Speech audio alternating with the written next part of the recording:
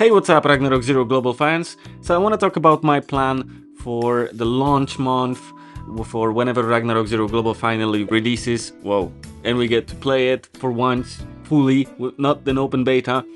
And the plan is kind of built around funneling stuff to my main account. I haven't 100% decided on things, so part of the purpose of making this video is to get you guys' feedback. What do you guys think about it? So yeah, let's get started. So I'm planning to start with 3 accounts. So one is gonna be my main account, the one in the middle, that's gonna have a thief on it and a merchant on it.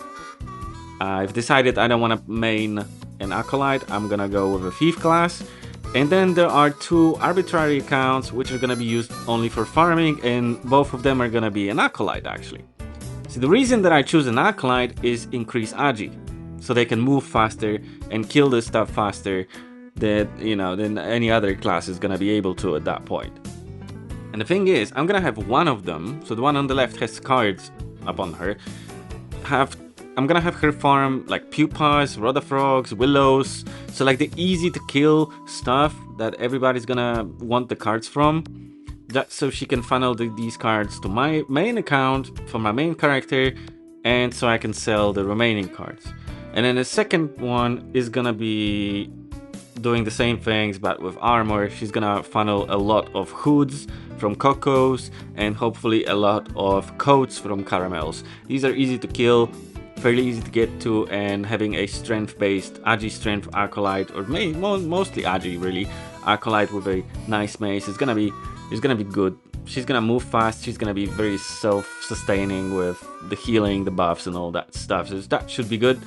I was thinking about having 3 thieves really here and there, and then the main one, but that didn't really click. Like, you need to move fast in order to farm a lot, so the acolyte makes more sense in my opinion. At least that's the idea, right? I want to farm a whole lot of cards, hopefully at least like 1 useful card a day, maybe 2 useful cards a day on the auto hunt, and then on the other one hopefully find a very good hood once every 12 hours or something like this, like with extremely good rolls, like double flat HP rolls and the flea roll, and then keep one for myself and then put the other ones on the market, get some people to pay me good zenny for it.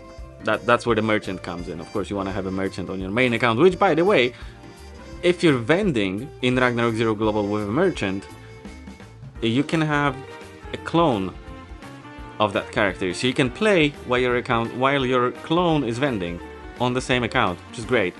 So yeah, I'm gonna pay 3 subscriptions. 2 of them are gonna be constantly going. The third one is gonna be my main character I'm gonna level up with, and hopefully turn her into a second job whenever we actually get second jobs. And by the second I assume this is gonna happen 1 month after. I don't think they're gonna keep us first jobs for longer than a month. So yeah, I think I'm gonna cancel one of the priest accounts, because I'm not gonna be that hardcore. I don't want to pay that additional 10 euros, and I don't want to like deal with 3 accounts. That's like, it just seems like a hassle.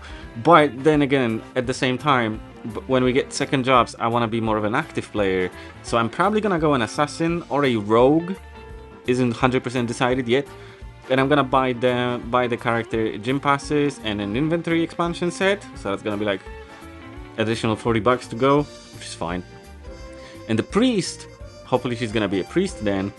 She's gonna keep farming cards, like very easy to get cards, the ones that people will be churning through. So like, again, the most basic cards that I've talked about in the previous video. But at the same time, I want her to be farming Katars from Martins. And the reason for that is the activation system. I also have a video on the activation system. You want to get your Jur really high. really high upgrade. And then you want to get your Jur really high activated. So not only I'm going to have to get a lot of Jurs by themselves, so like probably 500 of them, but then I'm probably going to have to have like 50 of them be really good rolls, and hopefully out of those 50 I will be able to refine one of them to like +7 or +9, and then I can turn all the remaining Katars into activation tickets, hopefully activate my Jur into at least a 1 star, maybe into a 2-star Jur, if I get really lucky with the drops within the second month. I don't know how realistic that is, but I will try. I mean, probably, let's be honest, I'll probably settle on 1 star first, and then I'll keep leveling with that. That's gonna be a massive power, because the build I'm going for is gonna be an auto attack crit with Katars, right? It's gonna be like the animation is kind of fun when you're auto attacking as an assassin. It's very fun. So yeah, I want to have that with a double attack crit sort of build. I'm gonna probably have a sidewinder in it, which is unfortunate. Yeah, because you have a garment costume enchant option that gives you double attack level 3, and maybe I'll be lucky enough to get it, because you can turn costumes into random boxes, and these random boxes have random enchants on them for your costumes, but then you also have to have a garment costume. So I don't know how much of this stuff we're gonna get in the second month. We'll see. So yeah, I think that's gonna be enough stuff to really get the character going, and that's really my plan. I want to know what you guys think about it. If she's a rogue, just replace the kata with the dagger version of the kata, right? I don't know if we can activate the Damascus or not. I actually haven't looked it up, but there is a dagger that you can activate. So yeah, I'll then replace that with a dagger, because I don't think I'm gonna go with a bow rogue, quite honestly. At least not in the first couple months. If we're gonna get auto shadow spell, then yeah.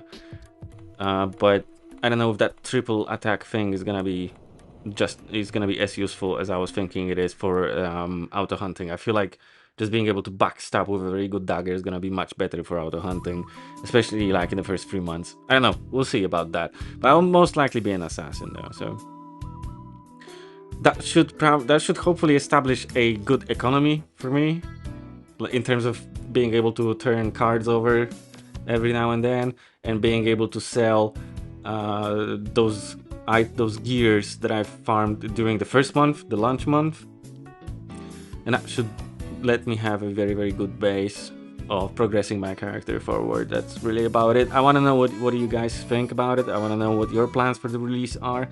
What class are you planning on making and all that. I was kind of in between making a thief and the merchant my main character, because I kind of want to be a blacksmith. Blacksmiths are kind of cool. There's a cool RP to them, but I don't know, thieves are just more fun. Like assassins seem just like more fun stuff, but we'll see about that, really. We'll see about that. That's just an idea for now. I want to know what you guys think, and I'll see you in the next one.